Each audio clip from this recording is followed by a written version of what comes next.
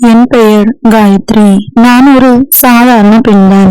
என் கனவுகள் பெரிதில்லை. நல்ல கணவன், நல்ல வீடு, சிறிய குடும்பம், இதுதான் எனக்கு சொர்க்கம். அந்த கனவுகள் 3 வருடங்களுக்கு முன்பு நிறைவேறியது. அரவிந்த் என் கணவன். அவனை முதலில் பார்த்த நொடியிலேயே இவன்தான் எனக்கு வாழ்க்கை என்று என் உள்ளம் சொல்லிவிட்டது. அவன் சிரிப்பு, அவன் பார்வை, அவன் குரல், எதிலும் ஒரு நம்பிக்கை இருந்தது. திருமணமான அந்த முதல் நாட்கள் சொர்க்கம் மாதிரி. காலை அவன் சிரித்து கொண்டு என் பெயரை அழைப்பான். மாலை சின்ன சின்ன பரிசுகள் வாங்கி வருவான். என் அருகில் அவன் இருந்தால் உலகமே நிறைவானது போல தோன்றியது. ஆனால் அந்த சொர்க்கம் நீண்ட நாள் இல்லை. 1 வருடமானது. அவன் வேலை அதிகமானது. ப்ரொமோஷன், டார்கெட், மீட்டிங் எல்லாம் அவனை என்னிடம் இருந்து பிரித்து கொண்டது. முதலில் நான் அவனுக்காக காத்து கொண்டிருந்தேன். இன்னும் சீக்கிரம் வருவான், என்கிட்ட பேசுவான் என்று நம்பினேன். ஆனால் அவன் வரவே இல்லை. சில நாட்கள் இரவு 12 மணி ஆன பிறகுதான் அவன் கதவை திறந்தான். முகத்தில் சோர்வு, கையில் லேப்டாப். எனக்காக இருந்த சிரிப்பு மெதுவாக மறைந்து போனது. நான் அவனை பார்த்து கேட்பேன், அரவிந்த், கொஞ்ச நேரம் எனக்காக எடுக்கிறியா? என்கிட்ட பேசுறியா? ஆனால் அவன் சொல்வான், சோர்வா இருக்கேன் காயத்ரி, நாளைக்கு பேசலாம். ஆனால் அந்த நாளை ஒருபோதும் வரவே இல்லை. அந்த நேரத்திலிருந்து என் உள்ளம் அன்பு என்ற பசிக்காக ஏங்கியது.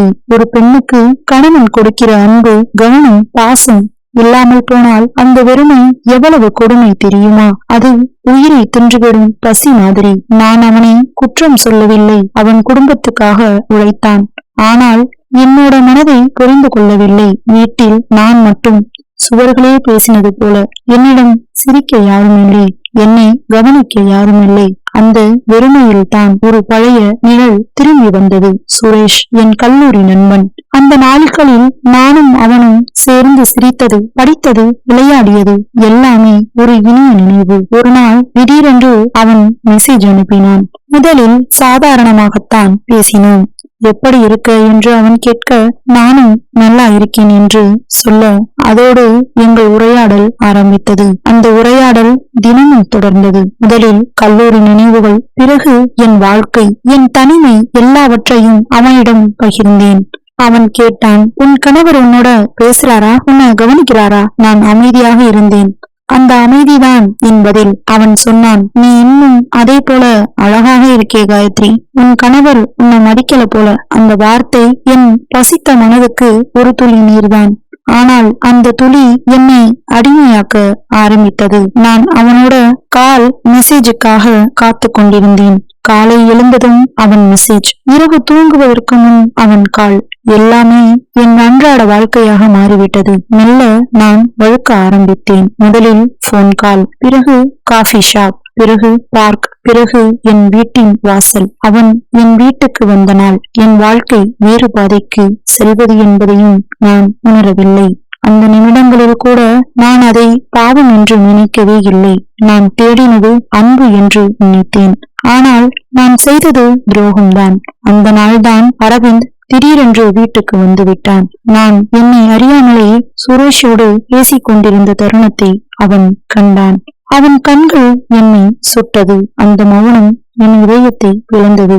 அவன் சொன்னான், நான் உன்னால் தான் என் வாழ்க்கையை அழகாக கற்பனை பண்ணினேன் காயத்ரி. ஆனா நீ என்னை மட்டுமல்ல, நம்ம உறவையே கொச்சப்படுத்திட்ட. அந்த வார்த்தைகள் என் உயிரை கொன்ற மாதிரி இருந்தது. நான் எழுந்து கெஞ்சினேன், நினைத்து விடு அரவிந்த், கவனிக்காம நான் தவறிட்டேன். உன்னை இலக்கணம்னு நான் நினைக்கல.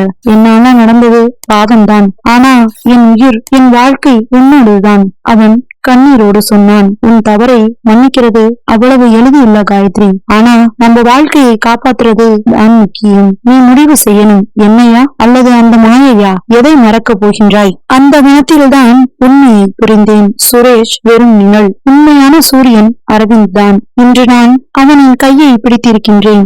நீ ஒருபோதும் விடமாட்டேன் என்று என்னையே சத்தியம் செய்தேன். தவறு செய்தவள் நான் தான். ஆனால் அந்த தவறை உணர்ந்து திருத்திக் கொள்ளும் சக்தி என்னிடம் இருந்தது.